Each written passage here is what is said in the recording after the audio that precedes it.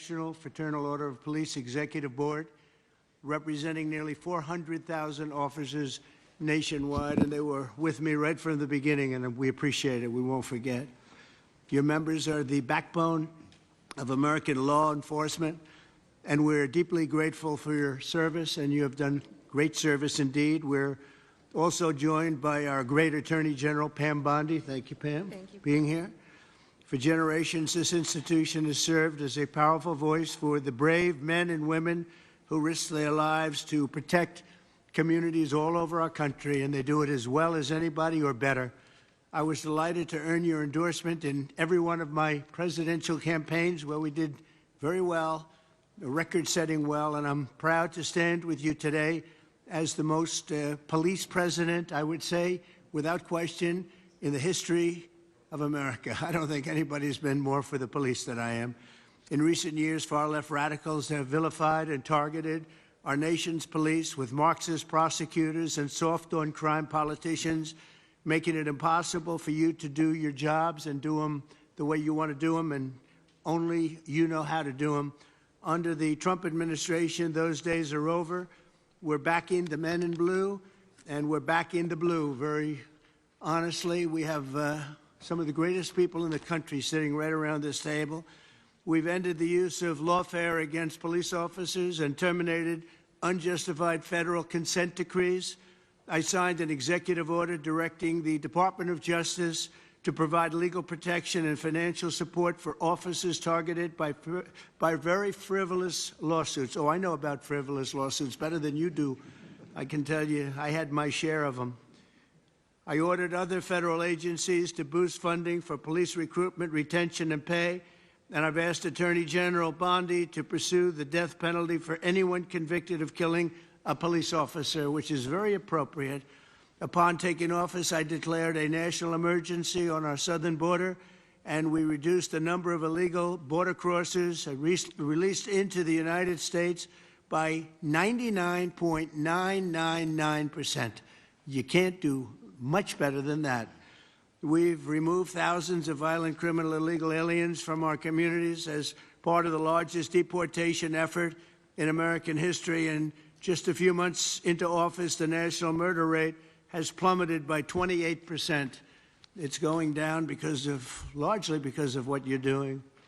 I'm also deeply grateful to the National Fraternal Order of Police for its resounding endorsement of the one big, beautiful bill, which is moving along very nicely with great support.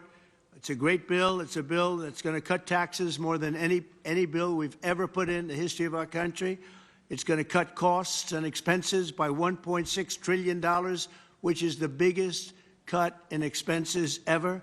And it's going to do so many other things. You know, our country is doing record business right now. Record investment is coming in. Close to $15 trillion is already committed to come in for building new plants and factories. AI is big. Apple's investing $500 billion plus. They're all coming in. It also includes the largest investment in border security in our nation's history, equipping law enforcement with the tools to stop the invasion. I built a lot of wall, hundreds of miles of wall. Now we're going to build some additional wall where we feel we probably should build it after a little trial and error. And we're going to end up building more wall than even I built, and we built a lot. So I want to thank you for your support, and now let's get the bill passed. We want to get it passed through Congress without delay. In everything we do, we will give our police the respect and the protection and all of the resources that you need. I did that, as you know. Nobody wanted to do it before me, where I gave you the military equipment that was excess. They called it excess military equipment. You know that very well. I think every one of you benefited by that. It was in warehouses, billions of dollars worth in warehouses all over the country, and other presidents didn't want to give it to you. I did, and we gave it to you, and it helped out a lot and saved a lot of police officers' lives. I'd now like to ask Attorney General Pam Bondi to say a few words, followed by FOP National President Patrick Yoes, and then Washington, D.C. FOP Trustee Greg Pemberton, and Vice President of the Fraternal Order of Police, Joe Gamaldi, all great people. Thank you very much. Pam, thank you very much. Thank you, President. And thank you to the Fraternal Order of Police for being an unwavering voice for America's law enforcement. We all know there is no ordinary day in the life of a police officer. Each day, you leave your homes with complete uncertainty as to who you will encounter and what happens each day. You also stand on the front lines against cartels and foreign terrorist organizations while fighting the horrors of illegal drug and human trafficking. I was just in Poland this morning and arrived back not even 2 hours ago. And you have the respect of the entire world of law enforcement around this world. They respect all of you so much. Thank you for making all of us so proud on the worldwide stage. President Trump's Justice Department will do everything to protect you and to support all men and women who wear the badge in this country. We are fully committed to ensuring our local law enforcement officers have access to the resources, tools, and manpower you need to do your jobs. That means boosting recruitment and retention. We want the best and brightest to join your ranks just like you, and we want them to stay in your ranks. Last month, we announced $57 million in grant money available for law enforcement agencies to hire police officers. Through this funding, we anticipate nearly 1,200 new officers will be hired around the country. We're helping to pay for police officers' overtime and supporting President Trump's no tax on overtime. We've also made millions of dollars available for mental health and wellness programs for you around this country. We know how important that is. We're aggressively prosecuting criminals who assault law enforcement officers. We will not tolerate attacks on police officers. Since January, the department has brought 138 cases in 33 states against defendants who have assaulted our officers. Additionally, the DOJ will no longer target police departments with bogus lawsuits and bogus investigations. We are dismissing lawsuits filed by the Biden DOJ against police departments in Louisville, Minneapolis, Albuquerque, and more. We're ending meritless investigations into Phoenix, Trenton, New York City, Oklahoma, and elsewhere. We're also ending consent decrees that take control away from you, destroy morale, and increase violence. Instead, we're working with local law enforcement to give you the tools that you need to make our streets safer. We believe in backing the blue, not just in word, but in action. The Biden administration slandered you, defunded you, and undermined your service. But we stand with you, we honor you, and we will not abandon you. Thank you on behalf of President Trump, the Department of Justice. We are 100% committed to standing with our nation's law enforcement. God bless you, and God bless America. Thank you. Thanks, Pam. Mr. President, first, thank you. Thank you for not only your support for law enforcement as the 45th president, but also your support as the 47th president and all the years in between. You've always been a steadfast supporter of the Fraternal Order of Police and law enforcement across this country. I want you to know on behalf of our nearly 400,000 members, we appreciate all that you do for us. With us today is members of our executive board. We also have members of FOP unions in major cities across this country, which have some very serious problems that we're working with, and we appreciate the opportunity to share with you some of our views and work together on this.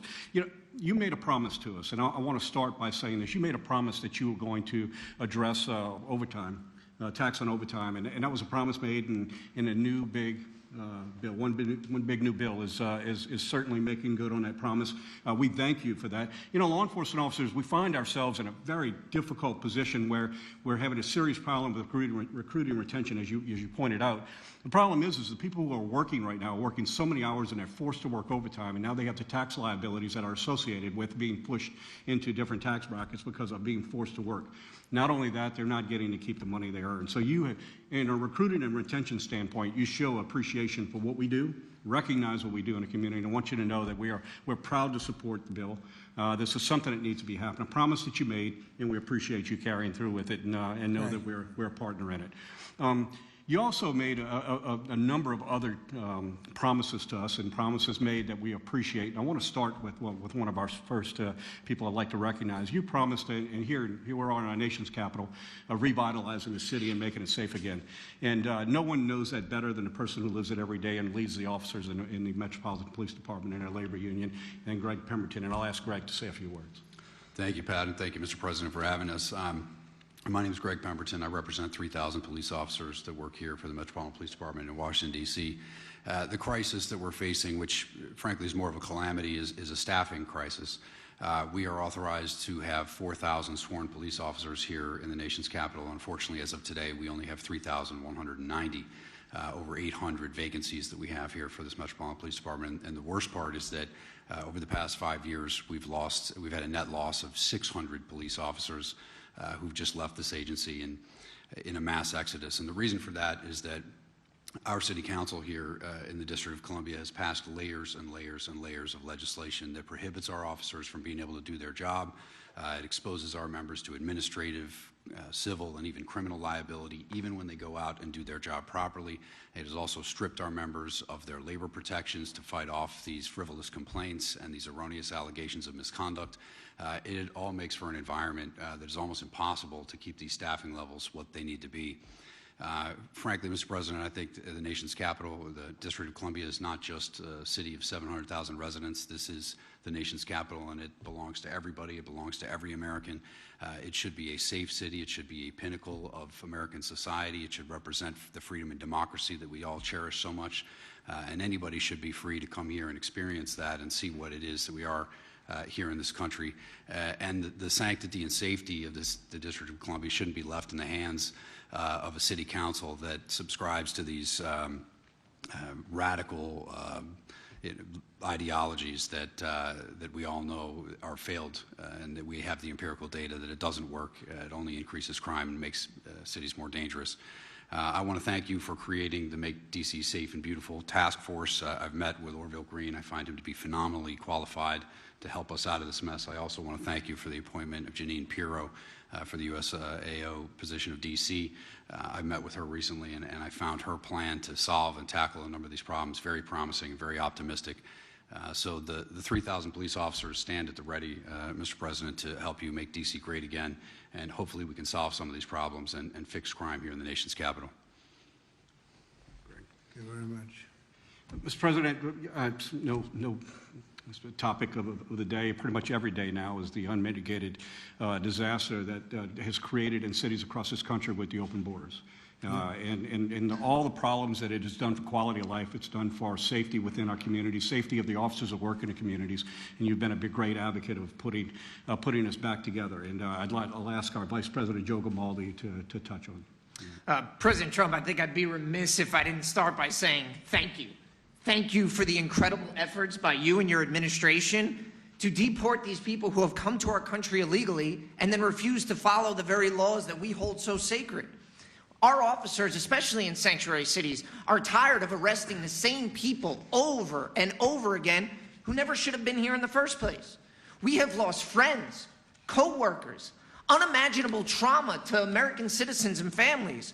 And the most frustrating part from a law enforcement perspective, what it was 100% avoidable.